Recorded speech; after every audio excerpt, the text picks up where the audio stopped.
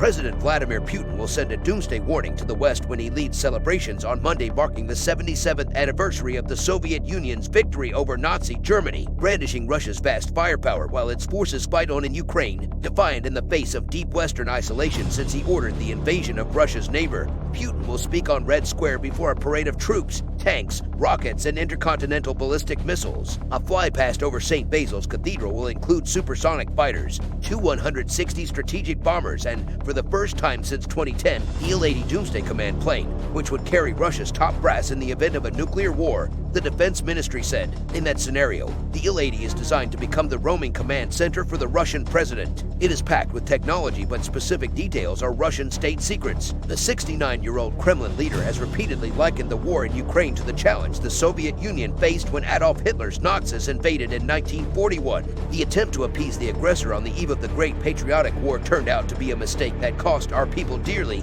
Putin said on Feb.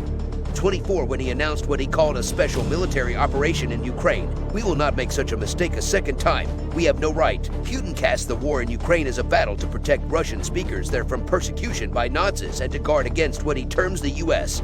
threat to Russia posed by NATO enlargement. Ukraine and the West dismiss the fascism claim as nonsense and say Putin is waging an unprovoked war of aggression. The Soviet Union lost 27 million people in World War II, more than any other country, and Putin has railed in recent years at what Moscow sees as attempts in the West to revise the history of the war to belittle the Soviet victory. Beside the 1812 defeat of French Emperor Napoleon Bonaparte, the defeat of Nazi Germany is the Russians' most revered military triumph. Though both catastrophic invasions from the West left Russia deeply sensitive about its borders. Shadow of Ukraine. The war in Ukraine will cast a long shadow over this victory day. Russia's invasion has killed thousands of people and displaced nearly 10 million. It has also left Russia in the grip of tough Western sanctions and has raised fears of a wider confrontation between Russia and the United States, by far the world's biggest nuclear powers. Although 11,000 troops marching across Red Square, along with what the Defense Ministry has said will be 131 pieces of military hardware, will present a grand spectacle, the Ukraine conflict has exposed weaknesses in Russia's armed forces despite Putin's attempt in his 2 decades in power to halt the post-Soviet decline. The Kremlin has been denied a quick victory, and the Russian economy,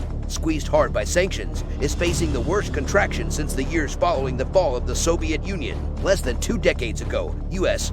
President George W. Bush joined Putin for the May 9th celebrations in Moscow. This year, no Western leader was invited. The Kremlin said the United States and its allies have ramped up supplies of weapons to Ukraine, and Putin has faced calls from some in the Russian military to unleash greater firepower on Ukraine, 2 sources close to the armed forces told Reuters. Moscow has told the West that its arms supplies are legitimate targets. Ahead of May 9th, speculation swirled across Moscow and Western capitals that Putin was preparing some sort of special announcement on Ukraine, perhaps an outright declaration of war or even a national mobilization. Kremlin spokesman Dmitry Peskov dismissed those suggestions on Wednesday, describing them as nonsense. The Kremlin did not respond to requests for comment on what Putin might say in his speech, to be delivered from the Red Square Tribune in front of Vladimir Lenin's mausoleum. Last year, Putin jabbed at Western exceptionalism and what he said was the rise of neo-Nazism and Russophobia, trends he has returned to again and again when addressing the issue of Ukraine.